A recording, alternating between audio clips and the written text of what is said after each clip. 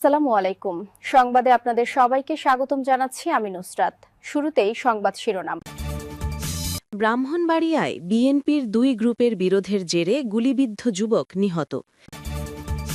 এদিকে নির্বাচনী প্রচারকালে জামায়াতের হামলার তীব্র নিন্দা বিএনপির। এরপর থাকছে ক্ষমতায় এলে বিএনপি সহ সবাইকে নিয়েই দেশ পরিচালনা করব। সর্বশেষ নির্বাচন বানচালের ষড়যন্ত্র করছে স্বাধীনতার বিপক্ষের শক্তি ফারুক। শুনছিলেন সংবাদ শিরোনাম, এখন বিস্তারিত। তার আগে ছোট্ট একটি আবেদন, যদি মানবতার প্রতি আপনার বিশ্বাস থাকে, যদি আপনি অন্যায়ের বিপক্ষে দাঁড়াতে চান, তাহলে আজই আমাদের পরিবারের অংশ হন। চ্যানেলটি সাবস্ক্রাইব করুন, কারণ আপনার একটি ক্লিকই হতে পারে নিপীড়িতদের পাশে দাঁড়ানোর শক্তি। আর নিজে কমেন্টে লিখুন, আমরা নীরব নই, আমরা মানবতার পক্ষে। প্রতিটি শব্দ আপনার প্রতিবাদের প্রতিধ্বনি হয়ে পৌঁছবে গাজার শিশু, সুদানের মায়ের আর মানবতার হৃদয়। চলুন বেশি কথা না বাড়িয়ে বিস্তারিত জেনে নিই। ব্রাহ্মণবাড়িয়ায় বিএনপির দুই গ্রুপের বিরোধের জেরে গুলিবিদ্ধ যুবক নিহত। ব্রাহ্মণবাড়িয়া শহরের কান্দিপাড়া এলাকায় সন্ত্রাসীদের গুলিতে মোহাম্মদ সাদ্দাম মিয়া নামে এক যুবক নিহত হয়েছেন। বৃহস্পতিবার ২৭ নভেম্বর রাত আনুমানিক ২টার দিকে কান্দিপাড়ার সুপরিওয়ালা বাড়ির সামনে এই হত্যাকাণ্ডের ঘটনা ঘটে। মোহাম্মদ সাদ্দাম মিয়া কান্দিপাড়া এলাকার মোহাম্মদ মুস্তু মিয়ার ছেলে। স্থানীয়রা জানান, রাতের নিস্তব্ধতায় হঠাৎ গুলির শব্দ শুনে ঘটনাস্থলে ছুটে গিয়ে সাদ্দাম মিয়াকে রক্তাক্ত অবস্থায় পড়ে থাকতে দেখেন তারা। দ্রুত তাকে ব্রাহ্মণবাড়িয়া জেলা সদর হাসপাতালে নেওয়া হলে কর্তব্যরত চিকিৎসক মৃত ঘোষণা করেন। পরিবারের অভিযোগ, বৃহস্পতিবার রাত ২টার দিকে জেলা স্বেচ্ছাসেবক দলের আহ্বায়ক দেলোয়ার হোসেন দিলীপ ও তার সহযোগীরা সাদ্দামকে বাড়ি থেকে ডেকে নিয়ে যায়। এর কিছুক্ষণ পর খবর আসে সাদ্দাম গুলিবিদ্ধ অবস্থায় সড়কে পড়ে আছেন। পরে তাকে মুমূর্ষু অবস্থায় উদ্ধার করে জেলা সদর হাসপাতালে নেওয়া হলে কর্তব্যরত চিকিৎসক মৃত ঘোষণা করেন। মূলত প্রতিপক্ষকে ফাঁসাতেই সাদ্দামকে হত্যা করা হয়েছে।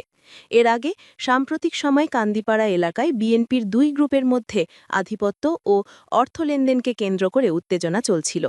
বৃহস্পতিবার সন্ধ্যায় লায়ন শাকিল ও স্বেচ্ছাসেবক দলের আহ্বায়ক দেলোয়ার হোসেন দিলীপের গ্রুপের সংঘর্ষে দুজন গুলিবিদ্ধ হয়ে ঢাকা মেডিকেল কলেজ হাসপাতালে ভর্তি হন।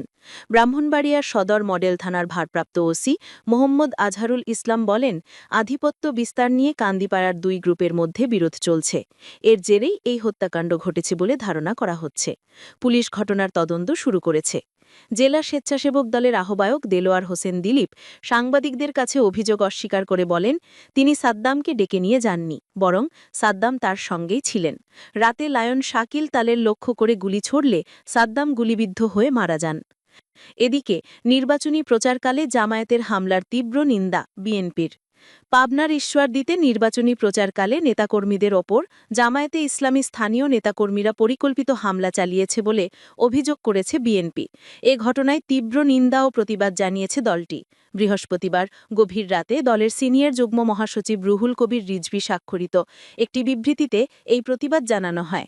বিবৃতিতে বলা হয়, আজ বিকেলে পাবনার ঈশ্বরদীতে নির্বাচনী প্রচারকালে বিএনপি নেতাকর্মী ও নিরীহ সাধারণ জনতার ওপর জামায়াতের স্থানীয় সশস্ত্র কর্মীদের পরিকল্পিত হামলার তীব্র নিন্দা ও প্রতিবাদ করেছে বিএনপি। পরিকল্পিত আক্রমণের এ ঘটনায় প্রায় অর্ধশতাধিক বিএনপি নেতাকর্মী আহত হয়ে চিকিৎসাধীন।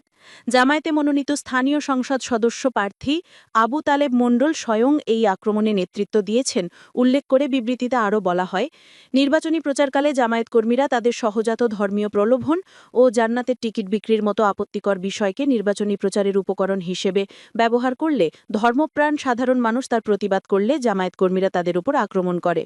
পরবর্তীতে বিএনপির শান্তিপূর্ণ প্রচাররত নেতাকর্মীরা অতর্কিত বিনা প্ররোচনায় তাদের আক্রমণের শিকার হন। বিবৃতিতে দাবি করা হয়, দৈনিক মানবজমিন পত্রিকায় প্রকাশিত ছবিতে জামায়াত কর্মী তুষারকে আগ্নেয়াস্ত্র হাতে আক্রমণরত দেখা গেছে। অথচ দু-একটি মালগমে উদ্দেশ্যপ্রণোদিতভাবে ঘটনাটি ভিন্ন খাতে প্রবাহিত করার জন্য বিভ্রান্তিমূলক সংবাদ প্রকাশ করছে। সহিংসতায় এ ঘটনার মাধ্যমে দলটির উগ্রতার নগ্ন চিত্র দেশবাসীর সামনে স্পষ্ট হয়ে উঠেছে। বিএনপি শান্তিপূর্ণ রাজনৈতিক চর্চার প্রতি প্রতিজ্ঞবদ্ধ মন্তব্য করে বিবৃতিতে বলা হয়, লক্ষ কোটি সমর্থকের দল বিএনপির এই সংযম ও ঔদার্যকে দুর্বলতা মনে করা ঠিক হবে না। শক ও উস্কানিতেও সংযম ও ধৈর্য প্রদর্শনে বিএনপি প্রতিজ্ঞবদ্ধ, কারণ বিএনপি জানে আগামী জাতীয় নির্বাচন অনিশ্চিত হলে দেশের মানুষের বহুল প্রত্যাশিত গণতান্ত্রিক উত্তরণের স্বপ্ন নিঃশেষিত হয়ে যাবে। এছাড়া বিবৃতিতে বিএনপি ঘটনাটিকে ন্যাক্কারজনক হিসেবে উল্লেখ করে এর প্রতিবাদ ও সুষ্ঠু তদন্তের মাধ্যমে প্রকৃত অপরাধীদের চিহ্নিত এবং বিচারের আওতায় এনে আগামী জাতীয় নির্বাচনে শান্তিপূর্ণ পরিবেশ বজায় রাখতে সরকারি পদক্ষেপের জোর দাবি জানায়। সর্বশেষ, ক্ষমতায় এলে বিএনপি সহ সবাইকে নিয়েই দেশ পরিচালনা করব। বাংলাদেশ জামায়াত ইসলামী আগামী নির্বাচনে নির্বাচিত হলে বিএনপি সহ ফ্যাসিবাদ বিরোধী সকল রাজনৈতিক দলকে নিয়ে সরকার গঠন করবে বলে অঙ্গীকার ব্যক্ত করেছেন দলটির আমির ডাক্তার শফিকুর রহমান। শুক্রবার সকালে রাজধানী ভাষান্তক এলাকায় জামায়াতে ইসলামীর ঢাকা ১৭ আসন আয়োজিত এক যুব ছাত্র ও নাগরিক গণসমাবেশে প্রধান অতিথির বক্তব্যে তিনি এসব কথা বলেন। ডাক্তার শফিকুর রহমান বলেন, ইনশাআল্লাহ আমরা বিভক্ত জাতি আর দেখতে চাই না। জাতিকে যারা বিভক্ত করে তারা জাতির দুশমান। এই সঙ্গে তিনি দাবি করেন, জনগণের সম্পদ চুরি ও দুর্নীতির মতো অভিজ্ঞতা তার দলের নেই। জামায়াত আমির বলেন, আগামী ফেব্রুয়ারিতে রোজার পূর্বে যে নির্বাচন ইনশাআল্লাহ অনুষ্ঠিত হবে, সেই নির্বাচনে জনগণ যাদের কর্মসূচি সমর্থন করে, যাদের বক্তব্যে আস্থা রাখে, তাদের বাছাই করে নেবে।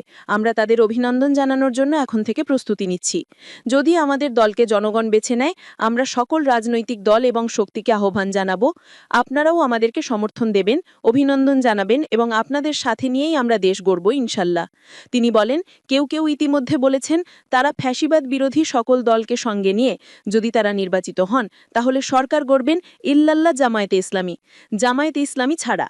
আমরা তাদের বিনয়ের সঙ্গে বলবো, জনগণ যদি মহান আল্লাহর ইচ্ছায় আমাদের নির্বাচিত করে, ইনশাআল্লাহ আমরা আপনাদেরও বাদ দেব না। সবাইকে সঙ্গে নিয়ে আমরা দেশ গড়ব ইনশাআল্লাহ। আমরা বিভক্ত জাতি আর দেখতে চাই না। জাতিকে যারা বিভক্ত করে তারা জাতির দুশমন। জাতিকে বিভক্তকারী গোষ্ঠীকে জাতির দুশমন আখ্যা দিয়ে তিনি বলেন, আমরা বিভক্ত জাতি আর দেখতে চাই না। ওই দুশমনের রাষ্ট্রের চাষ আর বাংলাদেশে হতে দেব না। তিনি পুরনো রাজনীতির সমালোচনা করে নতুন ফর্মুলায় দেশ গড়ার ঘোষণা দেন। ডাক্তার শফিকুর রহমান বলেন, আমাদের অভিজ্ঞতা নেই, জনগণের সম্পদ চুরি করার অভিজ্ঞতা আমাদের নেই, দলীয় কর্মীদেরকে দিয়ে চাঁদবাজি করার অভিজ্ঞতা আমাদের নেই, শিক্ষা প্রতিষ্ঠানগুলিকে গ্যারম কায়েম করার অভিজ্ঞতা আমাদের নেই, সর্বপর্যায়ে মাথা থেকে পা পর্যন্ত দুর্নীতি করার অভিজ্ঞতা আমাদের নেই। তিনি বর্তমান ব্যবস্থার কঠোর সমালোচনা করে বলেন, ফ্যাসিবাদ বিদায় নেয়নি, বরং এটি এখন বাংলাদেশে ফেসি হিসেবে রয়ে গেছে। তিনি দুর্নীতি, চাঁদবাজি, দখলদারি ও মা বোনদের ইজ্জত নিয়ে টানাটানির মতো 5টি ফ্যাসিবাদী লক্ষণ চিহ্নিত করে বলেন, এই সকল লক্ষণ আজকে বিদ্যমান। জামায়াত আমির বলেন, পুরনো ফর্মুলায় আর চলবে না। ইনশাআল্লাহ নতুন বাংলাদেশ চলবে নতুন ফর্মুলায়। জনগণের সরকার কেমন হবে তা ব্যাখ্যা করে তিনি বলেন, প্রত্যেক নিয়োজিত ব্যক্তি নিজের জন্য চিন্তা করার আগে জনগণের স্বার্থ নিয়ে ভাববে। যে সরকার জনগণের সাথে প্রতারণা করে নিজের ভাগ্যের পরিবর্তন করবে না, যে সরকার দুর্নীতিতে জড়াবে না। তিনি আক্ষেপ করে বলেন, বিপুল পরিমাণ রক্ত এবং জীবন নিয়ে পরিবর্তন এলেও জনগণ স্বাধীনতার সত্যিকারের সুফল ভোগ করতে পারেনি। তিনি প্রশ্ন তোলেন, আমাদের মাটির নিচে বিপুল পরিমাণ খনিজ সম্পদ, সমুদ্রের নিচে অকল্পনীয় সম্পদ থাকা সত্ত্বেও আমরা বিশ্বের বুকে মাথা উঁচু করে দাঁড়াতে পারলাম না কেন? ডাক্তার শফিকুর রহমান আরও বলেন, বাংলাদেশ জামায়াত ইসলামী দেশ ছেড়ে পালায়নি। দেশের ভেতরে আমরা মুহাজির ছিলাম, দেশের মাটিকে কামড়ে ধরেছিলাম, বুকে জড়িয়ে এখানেই ছিলাম, জেল বরণ করেছি, জীবন দিয়েছি, কিন্তু দেশ ছেড়ে আমরা পালাইনি, কারণ আমরা এই দেশকে, এই মাটিকে, এই মানুষকে আমরা ভালোবাসি।